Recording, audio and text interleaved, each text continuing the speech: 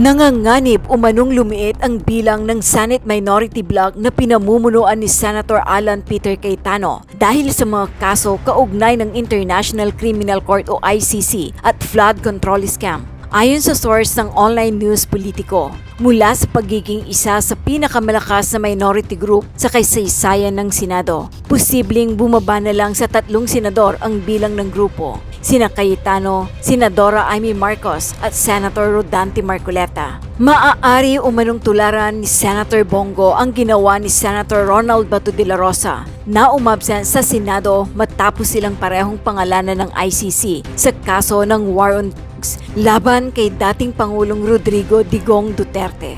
Simula November ng nakarang taon, hindi na nagpakita sa Senado si De La Rosa matapos ibunyag ni Ombudsman Jesus Crispin Remulla ang di umano'y ICC arrest warrant laban sa dating hepe ng Philippine National Police. Ngayon nakasama na rin si Go sa listahan, lumalakas ang usap-usapan sa Senado na posibleng magtago rin ito tulad ni De La Rosa. It's likely that Go will also go underground like De La Rosa now that they've been directly implicated by the ICC. Pahayag ng politiko source.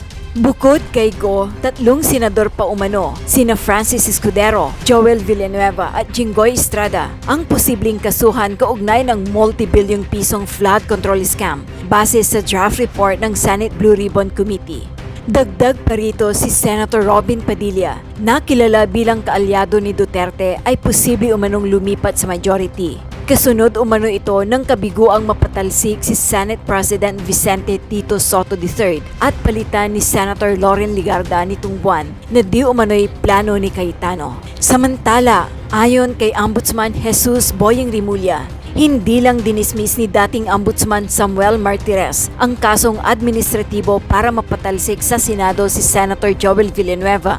Binasura rin ito ang kasong kriminal laban sa senador. Ayon pa kay Ombudsman Jesus Crispin Boyeng Remulla, kakasuhan na sana ng Ombudsman si Villanueva kaugnay ng 10 million pork barrel scam pero binawi ito ni Martires. May case na yan, pinawithdraw eh. May criminal case dapat ipa-file kay Joel. Pinawithdraw lang ni Martires. Ayun, nakita mo? Pinawithdraw. Noong October 2025, nabisto ni Remulla ang secret decision ni Martires noong July 2019 sa ginawang pagbasura sa desisyon na tanggalin si Villanueva sa Senado.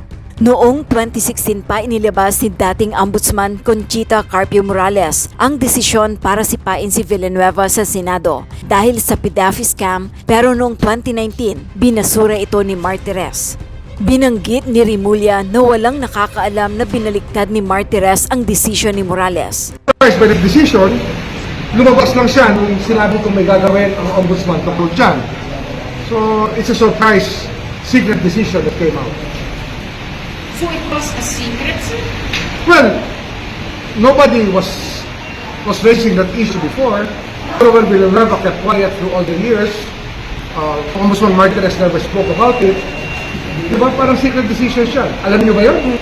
Did you know about it? Nobody knows about it. Matatandang hindi pinatupad ng Senado ang desisyon ni Morales laban kay Villanueva dahil umano sa kawalan ng jurisdiksyon. Malinaw ngayon ang nakikita natin, wala na ang pwersa ng mga pro-Duterte sa Senado. Ha? Wala na. Nadudurog na. Oh? Nadudurog na. O dati ang yabang-yabang nila dahil akala nila sila yung malakas na pwersa sa Senado. Ha?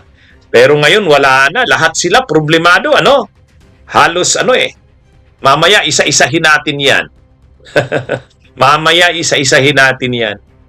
Matagal na nagyayabang yung mga DDS kasi dati sila yung may hawak ng liderato ng Senado dati.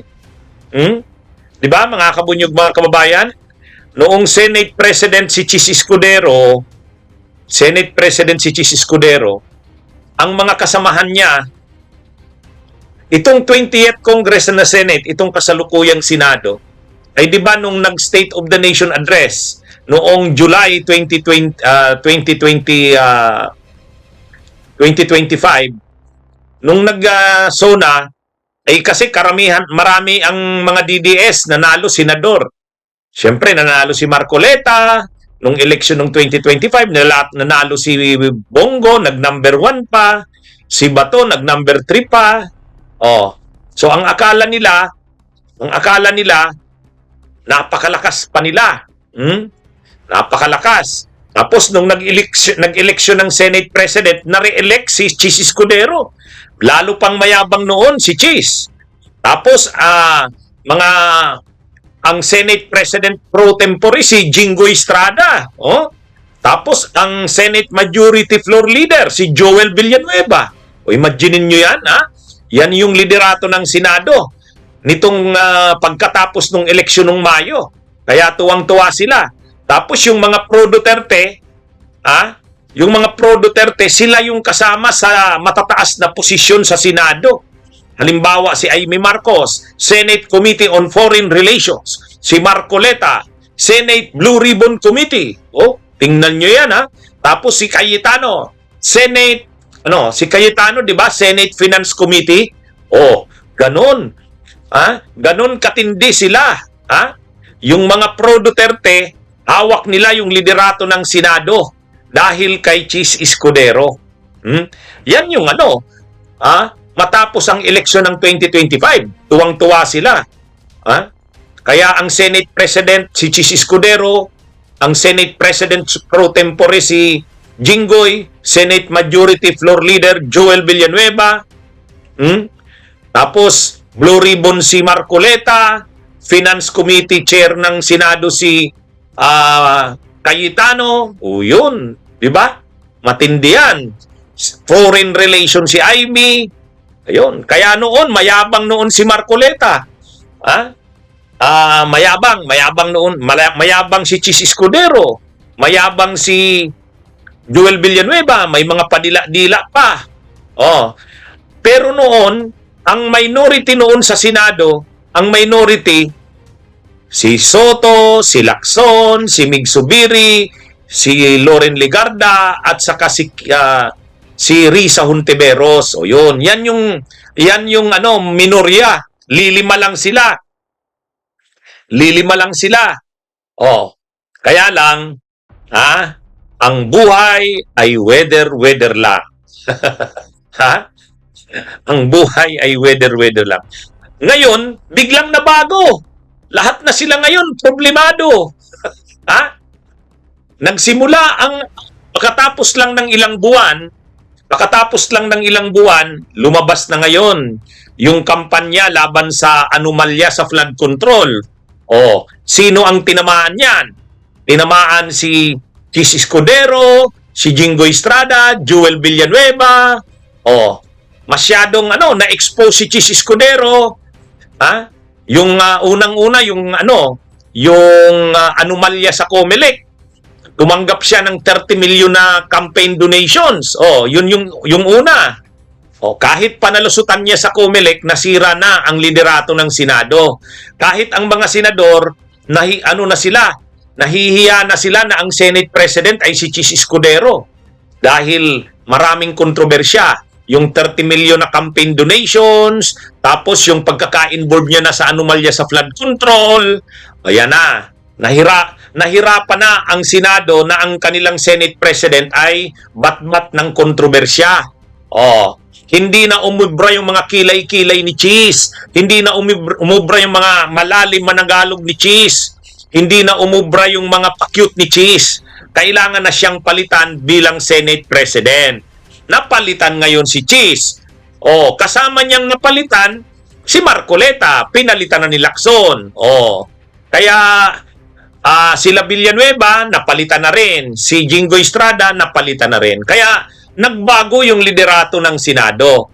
Tapos hinaharap na ngayon ni Villanueva yung problema, ni Estrada yung mga kinakaharap nilang mga investigasyon. Hanggang ngayon, may problema sila. Pwedeng lumabas na yung desisyon ng DOJ. Tapos ngayon naman, sunod naman si Bato de la Rosa.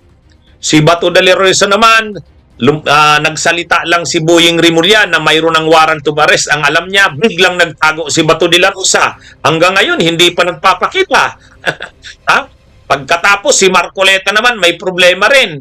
Campaign donations na naman, hindi niya diniklara. may kaso siyang perjury. Kaya ano na yan mga kabunyog? Kumbaga sunod-sunod na ang problema nila at ang pinakahuli ngayon si Bongo, nababanggit na ngayon. Nababanggit na kasama siya dun sa 8 na mga co-perpetrators ni Duterte sa Jaguar. Kaya ang nangyari dito mga kabunyog, mga kababayan, wala na ang pwersa ng mga pro-Duterte. Ang natitira na lang na walang kaso, si Ruben Padilla. Ang sabi ng may mga netizens nagsabi, mayroon niyang kaso, stupidity. Ang kaso daw ni Ruben Padilla, stupidity. Kaya ito mga kabunyog, mga kabayan, ang nangyayari na dito, yung dati na akala mo napakalkas sa Senado, akala mo sila ang may kontrol ng Senado, sila Cheese, sila Jinggoy, Villanueva, Marcoleta, Aimee, Cayetano, wala na. Wala na ngayon. Ang malungkot pa, hindi lang sila simpleng minorya, ang dami nilang problema. Inisa-isa ko na yung problema. Kahit sabihin pang medyo mabagal ang kaso kay Cheese, pero hindi pa rin siya libre dyan. Hindi pa rin. Hindi. Si Jinggoy at saka si Villanueva, ano na yan? Lalabas na ang desisyon yan. Lalabas na yan. Si Bongo nagtatago, si Bato nagtatago. Si Bongo, lalo na nang lumabas na yung pangalan niya, kasama doon. Kut na rin yan si Bongo. Kaya mga kabunyog, mga kababayan, ang nangyari dito, may term na ginamit si Greco Bilhica. Sabi ni Greco Bilhica, si Greco Bilhica DDS yan. Sabi ni Greco Bilhica, bakit hindi nyo na lang kasi talunin ang pro Duterte sa eleksyon? Dinadaan nyo sa legal elimination. Anong sagot nyo dyan mga kabunyog, mga kababayan? Bakit daw kasi ang ginagawa sa kampo ng Duterte, hindi na lang talunin sa eleksyon? Ang ginagawa daw, legal elimination. Yan ang sabi ni Greco Bilhica. DDS yan si Greco Bilhica. Mga kabunyog. Alam nyo, yung sinasabi niya na yan na ang ginagawa daw sa mga pro-Duterte ay legal elimination. Hindi daw kasi matalo sa eleksyon, kaya dinadaan sa legal elimination. Hindi naman ganun yun. Unang-una, si Bato de la Rosa at saka sila Bongo, nang ginagawa ang war on drugs ni Duterte, tama yung sabi ni Laila de Lima. Nang ginagawa ni Duterte ang Jaguar, maraming pinapatay. Dapat na-realize na ni Bato at saka ni Bongo, ano yan? Napapanagot sila dyan. Ang problema kasi, akala nila walang panahon na mananagot sila. Wala yan. Walang mangyayari dyan. Diba? Yun yung akala nila eh. Ang akala nila Duterte, si Duterte, ang ano naman ni Duterte, wala yan. Hindi na tayo member ng ICC. Pangalawa, ang mga pulis, hawak natin yan. Wala namang magtitistigo dyan laban sa atin. Ang mga DOJ prosecutors, hawak natin yan. Wala yan. Ang iniisip nila, hindi sila mapapanagot yan. Kahit si Bato, ang ano ni Bato, walang mangyayari dyan. Ang problema, ICC. Kontrolado nila ang hustisya sa Pilipinas. Pagdating sa ICC, sige nga, kontrolado ba nila? Hindi. Yun yung problema dyan. Ang ibig kong sabihin dito, hindi ito legal elimination. Talaga namang dapat na-realize nila, habang ginagawa nila yan, bagay na yan, mga patayan, hindi ba nila naiisip na ang pagpatay nga ng 1, 2, 3 tao, grabe na yan, krimen na yan. Tapos ang pinatay mo, ang dami. Ang pinatay ninyo, ang dami. Ano lang ang palusot ni Bato? Ang palusot ni Bato, para sa bayan ang ginawa namin. Sige, di para sa bayan, idipinsa nyo yan. Sabi naman ni Bongo, hindi naman ako involved dyan. Alalay lang ako ng presidente. Ano namang kinalaman ko dyan sa mga death squad na yan? Law enforcement yan. Kaya lang mga kabunyog, mga kababayan, wala eh. Kailangan nilang managot sa sangkatauhan. Alam nyo, pinapanagot sila Bato at Bongo sa kasi Duterte. Hindi naman sa atin. Hindi na lang simpleng sa atin na mamamayang Pilipino, pinapanagot sila sa sangkatauhan. Kaya nga against humanity, parang ganito, ha? Sa grabe naman yung pinatay nyo sa war on drugs ninyo. Ha? Dahil sa issue ng droga, pinatay nyo na ang napakaraming tao sa bayan ninyo. Grabe yan. Krimine yan laban sa sangkatauhan. Kaya nga International Criminal Court. Hindi ba nila nauunawaan? Pwede ninyong matakasan ang hustisya sa Pilipinas, pero hindi ninyo matatakasan ang hustisya para sa sangkatauhan. Tingnan nyo si Hitler. Akala ni Hitler walang katapusan ang kapangyarihan niya. O anong nangyari? Di ba? Napanagot ba ang mga kriminal ng Germany? Yes. Nagkaroon ng Nuremberg trial. Oh, binitay. Mabuti nga ngayon walang bitay ngayon. Ang ICC walang bitay diyan. Ang maximum lang diyan life imprisonment. Oh. Walang bitay diyan.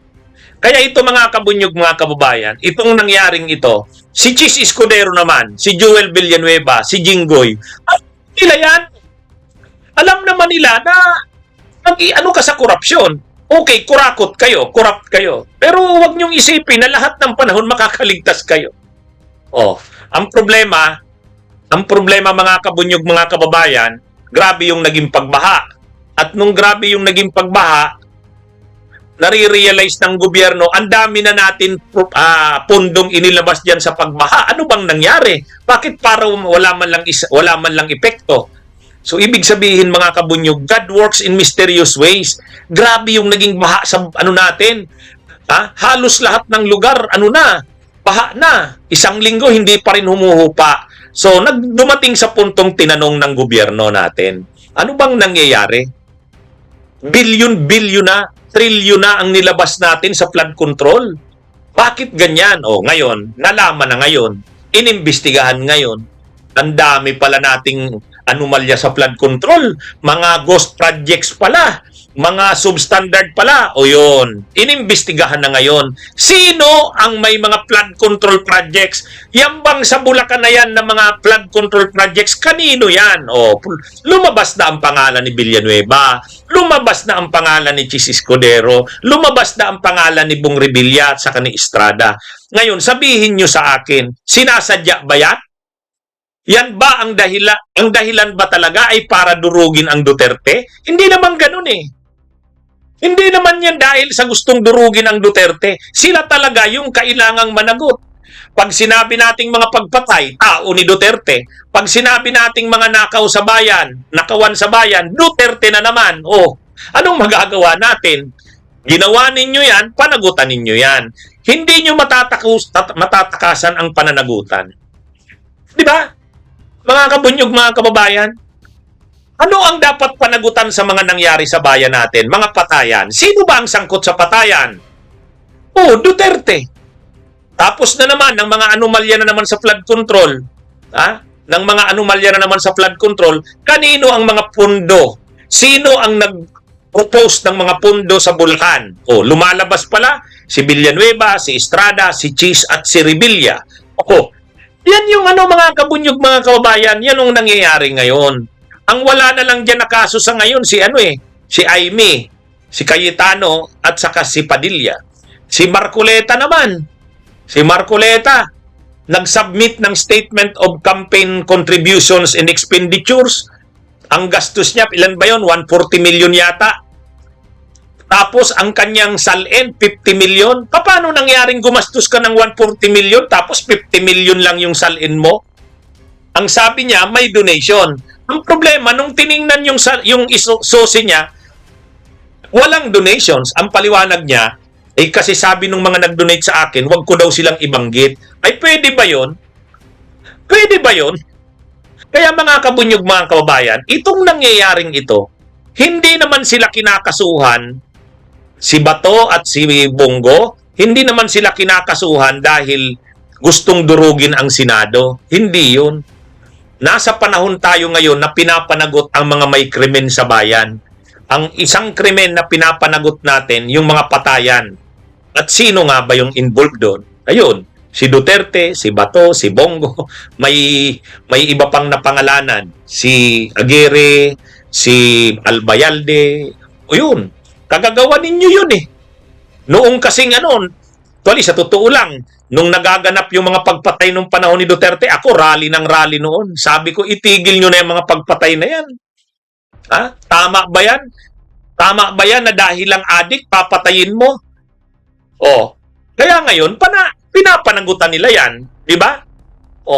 Kaya ito mga kabunyog, mga kababayan, nangyayaring ito, makikita mo, kinakasuhan sila Bato, sila Bongo, dahil ba gustong durugin ang Senado? Hindi. Hindi. Hindi naman yan dahil gustong durugin ang Senado. Talaga lang sila ang may pananagutan sa mga nangyari sa bayan natin. Yung corruption sa flood control, ay papaano yan? Sila ang lumabas na mga may ebidensya eh. Ngayon, sabi nila, mga tao lang daw kasi ni Duterte ang kinakasuhan. Di ang gawin ninyo, mga Duterte, yung pro-Duterte dito, ilabas nyo rin ang ebidensya kay Marcos. Ilabas nyo rin ang ebidensya kay Martin Romualdez para lahat makulong. Para lahat makulong. Ang problema kasi, hindi nyo naman linalabas ang ebidensya nyo. Tingnan nyo. May ebidensya daw sila kay Marcos. Sino? Si Saldico at saka si Libeste. Nasaan na ngayon si Libeste? Nagbiyahe na naman. Paano mo ngayon mapapanagot si Marcos at saka si Romualdez? Yung mga may alam, hindi naman nagsasalita, hindi naman lumalabas. Si Saldico, nasa ibang bansa. Pauwiin nyo dito, kakampi nyo na si Saldico di ba? Kaaway na ni Marcos at saka ni Romualdez si Saldico. Kakampi na nila Dipensor. Pauwiin nyo si Saldico. Ang isa pa, si Libeste. Kakampi nyo si Libeste. Ba't pinaalis nyo? Ba't pinaalis nyo? Ngayon, nilalabas ngayon, mayroon daw video, mayroon daw, anong tawag doon, Bersamin files.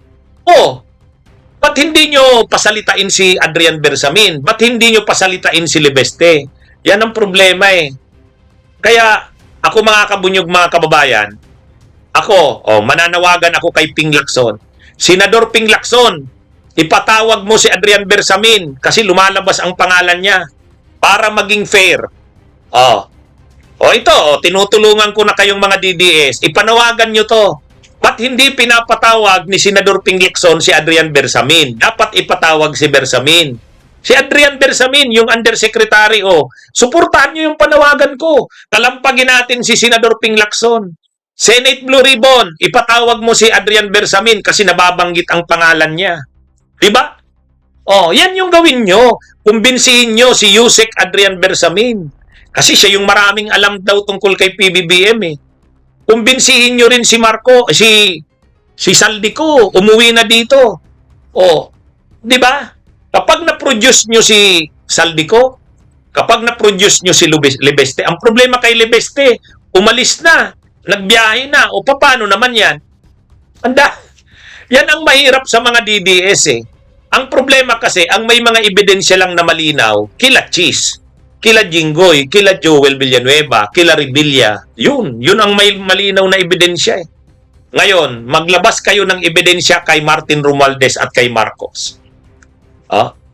Ako mismo, pag may ebidensya kayo, aaraw-arawin ko to. Aaraw-arawin ko. Sige. Sige nga, hamunin ko kayong mga DDS. Mag-produce kayo ng testigo nyo. Interviewin natin dito sa vlog ko. Diba? Tinutulungan ko na kayo. Kasi ako, kung bayad ako ni Marcos at si Romualdez, hindi ko yan pwedeng interviewin, magagalit sa akin.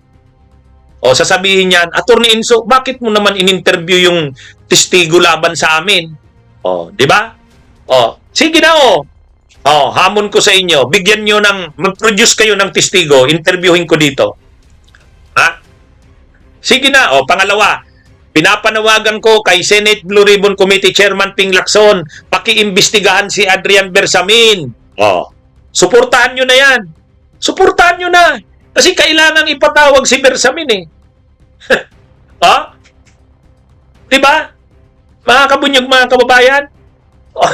Yan yung kapag ang vlogger, pro Marcos, hindi ito pwedeng gawin. Ako mananawagan na kung mayroon kayong testigo laban kay Marcos at kay Romualdez, ibigay nyo sa akin, interviewin natin. Di ba? Yun. Ibigay nyo. Hinahamon ko kayo. Bigyan nyo ako ng testigo. Oh, sabihin nyo, bibigyan ko ng ano dito, ng oras sa aking programa. Di ba? Oh, yan yun. Kasi, kapag in-interview ko yan, kung bayad ako ni Romualdez sa ni Marcos, magagalit sa akin. Bakit ko pinabwilo sa programa ko yun? Di ba? Di ba? Oh, alangan namang magsasalita ako ng magsasalita, wala naman akong ebidensya. Nakasuhan pa ako niyan. Di ba? Oh, yan lang ang problema. Sabi ni Libra, Attorney, paano sila susuporta? Mga troll sila eh. yan lang. Di ba? Oh, si Bersamin, ipatawag dapat ni Ping Lacson. Oh, suportahan ninyo ako dyan. Maganda yan. Ipatawag natin si Bersamin. Sabihan natin si Ping Lacson. Kalampagin niya natin. Oh, di ba? Oh, okay? Ito mga kabunyog, sa programa ni Ombudsman Boying Rimulya sa DCRH, sinabi nito na nalaman niya na mayroong isang sekretong desisyon. Bakit sekreto? Kasi hindi pinaalam. Ngayon na lang naglalabasan yan. Nang pumalit siya bilang ombudsman, saka na lang nalaman na mayroong palang ganon. Mayroong palang desisyon si Martires na itinago sa publiko. Kahit sa mga tauhan sa ombudsman, wala. Malamang siya lang ang nakakaalam. Anong secret decision yan? Mayroong criminal case para kay Joel Villanueva, hindi niya isinampa. Hindi niya isinampa ang criminal case kay Joel Villanueva. Binaliktad niya, dinismiss niya. Ito nga si Michael at sinasabi niya para daw hindi magkaroon ng mga Joel Villanueva moments. Oh, yun. Yeah. Isa yun. Nawawala. Hindi niya alam. Actually yan, Trace back. may case na yan, pinawithdraw eh. May criminal case dapat ipa-file kay Joel. Pinawithdraw lang ni Martires. Ayun. Nakita mo? Pinawithdraw. Akala ko dismiss. Hindi, dismiss siya, yung admin. Admin. Admin. Yung admin yung dismiss niya. okay. Oh. Kaya matindi talaga itong si Martires eh. Sa totoo lang mga kabunyog, mga kababayan kailangan talaga itong si Martires panagutin sa mga ganyan eh. Kaya lang, ang depensa ni Martires, mayroon ba sa batas? Mayroon bang nakalagay sa batas na dapat ipaalam ang desisyon ng ombudsman? Lahat ba ng desisyon ng ombudsman ay kailangang i-publicize o ilabas sa publiko? Yun naman ang sinasabi ni Martires. Totoo naman yun. Kaya lang, sa ganyan na klase ng kaso, yung ganyang klase ng kaso ni Villanueva tungkol sa korupsyon ng PDAF, tapos hindi mo pinaalam sa publiko kung anong desisyon ng ombudsman, ibig sabihin may tinatago ka. Bakit hindi mo pinaalam? Ano yan public interest case yan. Ibig sabihin isang kaso na may interest ang publiko. Ba't hindi mo ipapaalam? Sabihin pang walang batas na nagre-require sa'yo na ipaalam yan. Kung matino ka, ipapaalam mo yan. Kasi anong mali? Kung sa tingin mo, walang mali sa desisyon mo, hindi panindigan mo, ipaalam mo sa publiko. Saka, mayroon kang pananagutan sa publiko dahil ombudsman ka. Dinismiss mo yan. Hindi mo final yung kaso. Kasi yan na yung sinasabi ni retired ombudsman Conchita Carpio Morales. Talaga lang itong si Joel Villanueva, talagang iniligtas ng sumunod sa kanya na ombudsman. Ito ngang si Martires. Imagine ninyo mga kabunyog kung si Martires ay ginawa niya ang trabaho niya bilang ombudsman. Siguro nabawas-bawasan ang korupsyon sa ating bayan. Tingnan nyo ngayon kay Ombudsman Boying Rimulya. Ay di ba ngayon kay Ombudsman Boying Rimulya, kahit paano kinakatakutan si Boying? Kinakatakutan ngayon si Boying Rimulya. Bakit? Ganyan naman talaga ang role ng ombudsman. Dapat talaga ang ombudsman kinakatakutan. Para yung mga kurap matakot. Kailangan din nating ang isa sa pag-check sa korupsyon ay fear. Takot. Ang problema nung panahon ni Martires, hindi naman natakot ang mga kurap. Nakita pa nga nila si Martires tagapagtanggol nila. Saan ka nakakita ng ombudsman na magsasabi, hindi pwedeng ilabas ang salin ng mga opisyal ng gobyerno Kailangan muna nilang mag-approve. Pwede ba yun? Wala nang lifestyle check. Yung mga ganyan. Kaya ang nangyari, impunity. Kumbaga yung mga corrupt na politiko, wala naman tayong problema na, wala nang lifestyle check. Hindi pwedeng ilabas ang salin natin. Kita nyo. Kaya anyway, ito talagang si Martires, may dalawa kasing decision si dating Ombudsman Conchita Carpio Morales. Ang una ay i-dismiss si Villanueva. Yung pag-dismiss kay Villanueva, ang mag-i-implement nun, Senado. Kasi nung lumabas yung desisyon na i-dismiss si Villanueva from public service, senador na siya eh. So dapat ang nagpatupad sana nun, Senado. Ang problema sa Senado, hindi naman inaksyonan. Hindi inaksyonan. Ang isa pang desisyon ni Conchita Carpio Morales ay kasuhan ng kasong kriminal sa Sandigan Bayan. Ang problema naman, dinismiss na nga ni Martires. Wala, hindi final yung criminal case. Ibig sabihin, inatras yung kaso. Kaya dalawa ang krimen dyan ni Martires. Yung dismissal from public service, ni-reverse niya. Yung pagpa-file ng kaso sa Sandigan Bayan, hindi niya ginawa. Dinismiss niya na rin yung kaso. Yan yung mga ginawa dyan ni Bersamin. Kasi ang desisyon ni Conchita Carpio, ni Martires. Kasi ang desisyon ni Conchita Carpio Morales, una, dismissal from public service. Kayang desisyonan niya ng ombudsman.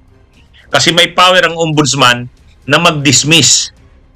Kaya lang, pagdating kasi sa senador, ang kaya lang niyan mag-implement ng dismissal yung Senado mismo through the Ethics Committee. Ang problema kasi, hindi inaksyonan ng Senado. Pangalawa, ni-reverse na nga ni Martires. Di wala na. Wala na. Ang isa pang desisyon ni Conchita Carpio Morales, filean ng kasong kriminal. Separate yun. Ni-reverse din yun ni Martires. Kaya ang ginawa ni Martires, dalawa. Ni-reverse yung dismissal from public service, ni-reverse din yung recommendation na sampahan ng kaso sa Sandigan Bayan. Ligtas si Villanueva. Niligtas ni Martires. Kaya dapat ngayon hindi na makaligtas itong si Joel Villanueva. Sa ilalim ni Boying Rimulya, hindi na dapat makaligtas itong si Joel Villanueva. Mga kabunyog, mga kababayan. Kung nung una nakaligtas siya, dapat ngayon hindi na. Hindi na. Mga kabunyog, mga kababayan. Kaya sana, panindigan ito ni Ombudsman Boying. Dapat i-correct na ito ni Ombudsman Boying. Kung yung nakaraan nakalusot si Villanueva, dito ngayon sa flood control, hindi na siya dapat makalusot. Sana lang. Kasi yung una, PDAF yun eh. PDAF. PDAF yung una niyang kaso. O ngayon, dapat dito hindi na. Or ano na naman ito? Actually, pork barrel din ang pinag-uusapan dito kasi allocables ng ng senador eh. Kaya dapat ngayon, itong sa flood control, hindi na makaligtas si Joel Villanueva. Mag-subscribe at i-click ang notification bell para sa mga susunod na video updates. Maraming salamat po.